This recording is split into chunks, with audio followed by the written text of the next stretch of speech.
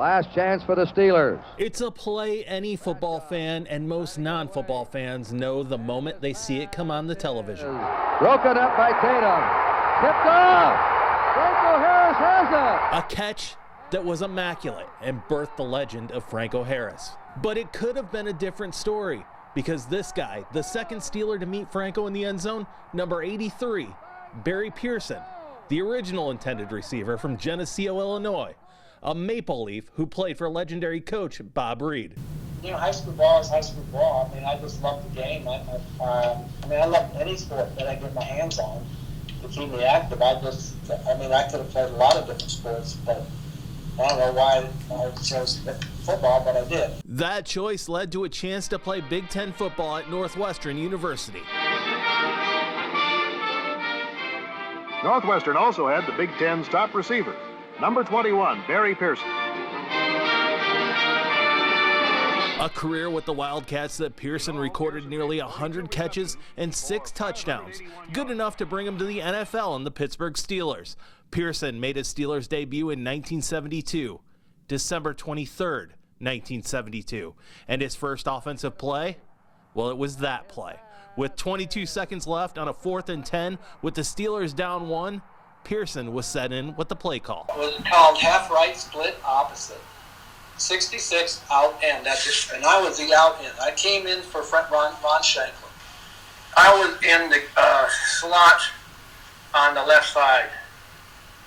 And my route was to go down and obviously just in and get the 12 yards, get the first down, and then try and keep going. That's what the deal was. And Pearson had a step on Raiders Hall of Famer Willie Brown right there on the logo. But by that time, Terry Bradshaw, the quarterback of the Steelers, was being pressured, making him throw up a prayer to Frenchie Fuqua that was deflected by Jack Tatum. And then I saw Franco reach down, and I thought it did not touch the ground, and then it was just the race up the field, and that's the game. So it was kind of a wild thing. You just kind of say, for me, I mean, to be there and be the supposedly intended receiver, it was kind of interesting.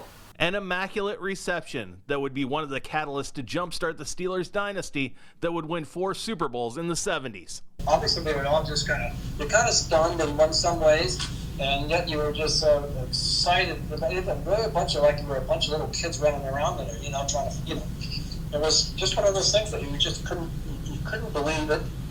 And no regrets that pass didn't result in his first NFL catch. But it's a shame that, I don't know if it's a shame that he didn't throw it to me, or that he couldn't throw it to me, or if he, I always think, well, if I caught it, that might not have been only a first down. But if I dropped it, I don't know when after that. So the best thing happened the way it did.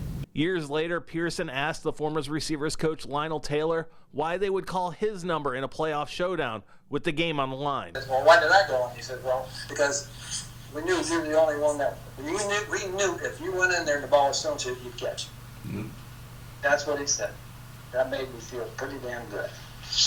But it wasn't. Thank God it wasn't. Pearson would go on to catch 23 balls for the Steelers next season before being traded to Kansas City when the Steelers drafted Lynn Swann and John Stallworth.